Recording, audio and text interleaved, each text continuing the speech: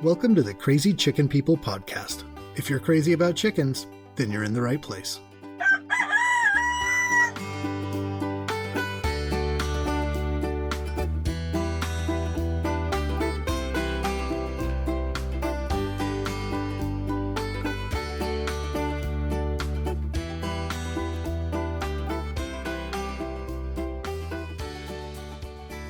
Today, it's time to prepare for what might just be the most dangerous time of year for us chicken keepers.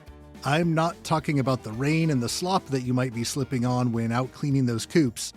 And I'm not getting an early start on prepping for summer heat. I'm talking about baby chick season. That's right. Over the next few months, every time you step into your favorite feed store, you're going to hear those irresistible little chirps calling you to bring them home. And let's face it, you're going to be tempted. And sooner or later, you're probably going to give in. I know I will. In fact, just last week when I stopped at my local feed store to get some shavings on my way home, I ended up leaving with 4 new baby chicks. I had no intention on getting any new chickens that day. I mean, I didn't even think they'd have new chicks this early in the year. I thought I had at least a few more weeks before I had to start bracing to resist the cuteness. And I might have gotten out of there empty-handed if not for something that caught me by surprise. Now, they only had 4 or 5 different breeds, but one of those was the Starlight green egger. I'd never heard of that breed before, so that was pretty much it. I rang the buzzer, someone came over to help, and I went home with 2 of those and a couple of Buff Orpingtons, just because I didn't have any of those at home either. So, drove them home, set up the brooder, got those little chicks put away, and decided to go read up on this new chicken breed. I found that it was a fairly new breed that's been gaining a lot of popularity with backyard chicken keepers. And while I was looking, I found a few others that are starting to pop up in more and more hatcheries too. But there was a few breeds that really stuck out to me, either because of their amazing history, their newness, some beautiful plumage, or their kind of spooky appearance.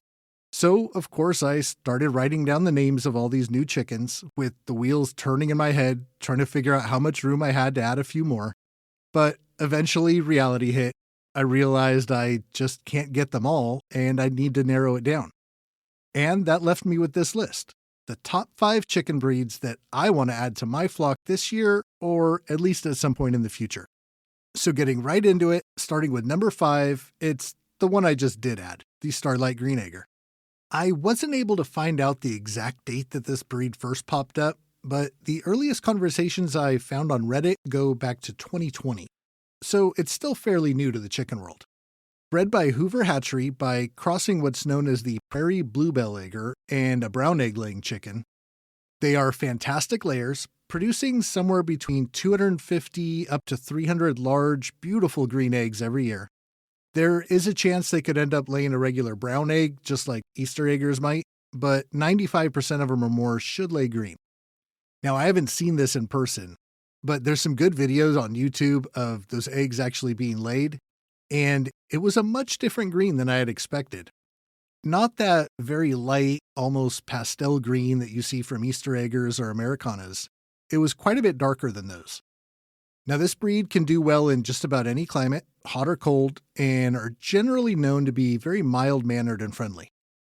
Because they are a crossbreed, they can come out in a bunch of different colors, ranging from white or tan to blue, gold, even black, and they can have different comb types depending on which type of brown egg layer they were crossed with.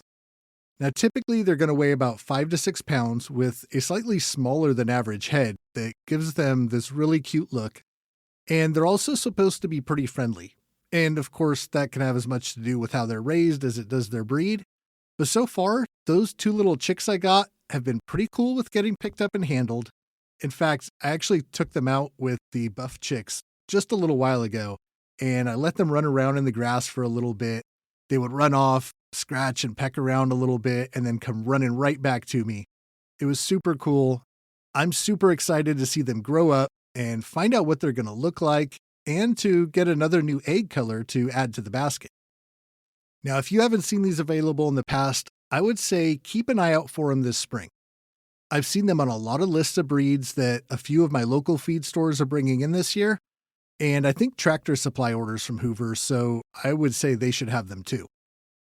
Okay, moving on to the number 4 chicken on this list, and it's another newer breed called the Whiting True Blue. Now, if you're a fan of colorful egg baskets and high performing layers, this is a breed you're going to want to know about. The Whiting True Blue was developed by Dr. Tom Whiting. He's a renowned poultry geneticist and breeder. And what's interesting is the doctor wasn't originally breeding for egg production or color when he came up with the True Blue. He was actually focused on one of his other passions, fly fishing. Whiting actually specializes in breeding chickens for their highly sought-after hackle feathers that he sells to people who tie flies through his Whiting Farms business. But during his genetic experiments, Whiting also developed a line of chickens that consistently laid blue eggs. Once he realized what he had, and knowing that colored eggs were becoming all the rage with backyard chicken keepers, he selectively bred these birds for strong egg production while maintaining their unique genetic ability to lay blue-shelled eggs. And this resulted in what we now know as the Whiting True Blue. Currently, this is not recognized as an official breed of chicken, and it's only available through the Murray Hatchery as they now own the rights to the genetics. So you'll only find it in shops that do carry the McMurray line. Now, if you do find them, I would recommend grabbing them up right then and there, because they're getting bought up about as fast as McMurray can hatch them, and for good reason. First being, they're excellent layers. Once they hit maturity, which should be around 20 weeks old, you can expect to start seeing 250 to 300 medium to large size blue eggs a year. And they lay very consistently. Unlike a lot of breeds that'll drastically drop off or stop laying altogether in the wintertime, the True Blue will lay pretty steadily all year long as it's kept happy and healthy. They're not a real big chicken, typically medium-sized with hens weighing around 4.5 to 5.5 pounds. And while they have been genetically bred to lay only blue eggs, unlike the Americana or Easter eggers who may lay green or other colors, the Whiting True Blues don't have a set feather pattern.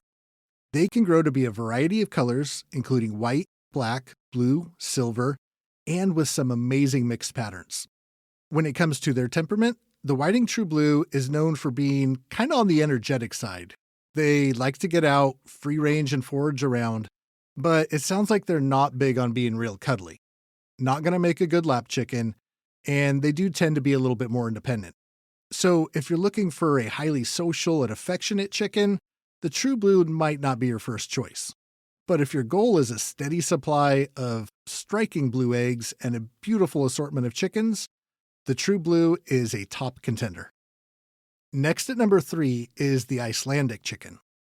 Now, a little bit of history on this. The story of the Icelandic chicken starts well over 1,000 years ago when Norse settlers first arrived in Iceland and they were bringing their livestock with them. The chickens they brought along were a mix of ancient European breeds that had traveled the world by boat along with these explorers, until finally finding a home in Iceland, where they remained isolated from outside genetics for centuries. Unlike most of the modern chicken breeds that have been selectively bred for specific traits, Icelandic chickens evolved naturally in the rugged and unpredictable climate of Iceland, where over time they developed remarkable hardiness and the ability to survive with minimal human intervention. For centuries, they were a staple of Icelandic farms, providing eggs and meat in a land where resources could be really hard to come by. But by the 20th century, with industrialized poultry farming, came along the commercial breeds, and the traditional Icelandic chicken population was nearly wiped out by the mid-1900s. In fact, at one point, they hit numbers as low as only a couple thousand birds. And they probably would have been wiped out altogether if not for the efforts of a small group in the 70s that rounded up about 15 of them, split them into 2 flocks, and then started to rebuild their numbers. It's believed that roughly half of the now 5,000 or so Icelandic chickens around today came from those 2 flocks. Now, if a chicken's so rare that it makes up less than 0.01% of the chickens in the world, and has a history tying them to some of the greatest explorers in history isn't enough to get you searching how to get a hold of one, the sight of these historic beauties surely will. Because of their mixed breed background and the lack of a standard of perfection, the Icelandic chicken has been allowed to evolve into a breed with a vast variety of colors. From almost pure white to buff, black, gold, or tan, and almost everything in between, a clutch of Icelandic chicks could grow to potentially all have their own unique look. So if you like variety in your flock and enjoy the surprise of waiting to see what a little chick is going to grow up to look like, this chicken has you covered. And while they're not known for being the best egg producers available, they'll still turn out a respectable 180 or so medium to large white or tan colored eggs a year. And besides when they're molting, they'll pretty much lay year round. So you can count on them to average about an egg every other day, and you can keep on collecting in the wintertime when some of your other girls are on break. I'm going to put some links in the show notes so that you can get a look at all these breeds I mentioned. And I'll do my best to give you some resources on where you can go to try and get some of these hard to find chickens yourself. It may not be easy to find them available, but if you do, you'll be able to brag to all your chicken friends that your flock has one of the rarest chickens out there with a storied history that makes for a great story. Now, the chicken I've got at the number 2 spot could have easily been number 1 based just on their name. This bird isn't recognized as an official breed, and you probably won't find it in any feed stores this spring. But if you're able to find a breeder or can get a hold of the right mix of hen and rooster, you can have your very own zombie chicken. Now, if you haven't seen these or heard of them yet, stay with me. You won't have to go digging up any former pets or casting any spells to add a couple zombies to your flock. But you will need to find someone who's crossed an Icelandic rooster with a white leghorn hen to create a chicken that just might give you a scare the first time you see one. When they come out as planned, the zombie crossbreed takes on the black skin, legs, and beak of the Icelandic with the white plumage of a leghorn, giving them an eerie look of an undead egg layer. Now, so far, I've only seen these come from backyard breeders, most of which are using the breed combinations I mentioned, but there have been a few other breeds mixed in by those looking to add a little bit more look to their zombies. They don't always come out with the white over black. Like any crossbreed, they can favor to look like either one of the parent breeds more than the other. But I have seen some posted in the zombie chicken Facebook groups that look downright frightening. They get even cooler looking when a good-looking hen with the black body and the white feathers is bred back to a Samani rooster. Now you can start getting some more black feathering into the mix and kind of look like a paint Americana, but with the black skin. And there's been a few with other colors that have been mixed in after continuing to crossbreed once the zombie look is established. There's not a ton of information available about this novelty breed. I think they're just too new to say anything definitive about their egg production or things like that. I know leghorns are one of the highest egg producing chickens, and they can lay as many as 300 or more large white eggs a year. But then you have the Samani that lays a smaller cream colored egg, and not a whole lot of them based on what my girl Butters is putting out. She has not laid an egg in months, and even when she is laying, it's only 2 or 3 a week. In fact, they'll lay as few as 80 a year. So I would have to guess that the zombie could fall anywhere in between. Now, these are going to be kind of tough to get your hands on. I'd say that joining one of the zombie chicken Facebook groups is going to be your best bet at finding someone who breeds them, and then just hope that you're close or you find somebody willing to ship. But you might have to go out and get your own breeding stock if you really want your own flock of zombies. Okay, now for the number 1 chicken on my list. This is the breed that stood out above the rest, being more than just unique, but to look at one of these, they can only be described as extraordinary. With its amazing looks and rarity that can make it very hard to get your hands on one, the Swedish Flower Hen tops my list of the coolest chickens to add to your flock. Known as the Skunks Blomhona in Swedish, I'm pretty sure I butchered that name, this is one of Sweden's oldest native chicken breeds. Just like the Icelandic chicken, it developed naturally over centuries, living on small rural farms where it was prized for its ability to thrive in the country's harsh climate. And for centuries, these chickens were found all across Sweden. They were known as flower hens because of their beautifully speckled plumage, which kind of resembles scattered flower petals. Also like the Icelandic chicken, the Swedish flower hen faced extinction as commercialized poultry started to replace the need to be self-sufficient. Fortunately, the breed was rescued before disappearing altogether, and while still considered a rare chicken to own, There is a few boutique farms in the US selling chicks or hatching eggs. Just be prepared to fork out quite a bit more than you're used to paying. In fact, they can be as much as $30 each for straight-run chicks or $8 for one hatching egg. But if you can get past the sticker shock or find a better deal, what you get in return is sure to be one of the most beautiful and unique chickens you've ever seen. Unlike most of the standard or even the newer breeds that we've all seen around, each and every Swedish Flower Hen is going to have a look all their own, with the possibility of endless color combinations, all containing their own one-of-a-kind speckles that make it look like your chicken was just showered in flower petals. You're pretty much guaranteed to end up owning a chicken like no other. Now, the hens range from medium to large size. They'll lay as many as 200 cream or light brown colored eggs in a year, with steady egg production, no drop-off in the wintertime.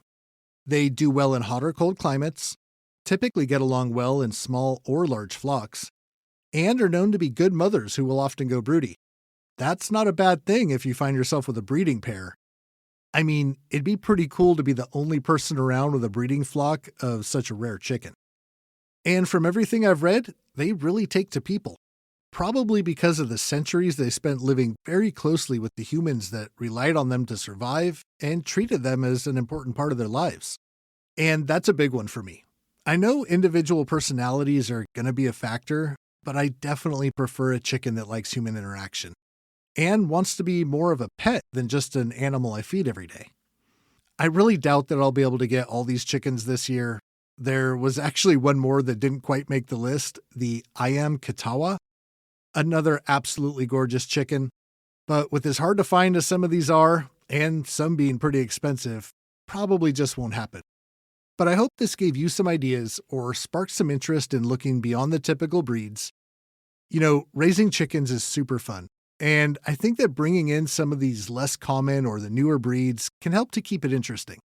And definitely gives you some bragging rights. If I'm able to get one of the Icelandic or Swedish flower breeds, people are going to hear about it. I mean, I'll be really excited. Okay, that's going to be it for this week. Thank you again so much for listening. If you're enjoying the show, I would super appreciate if you guys share it with your friends or in your own chicken circles. Hope you all are having a great week, and I'll talk to you again soon.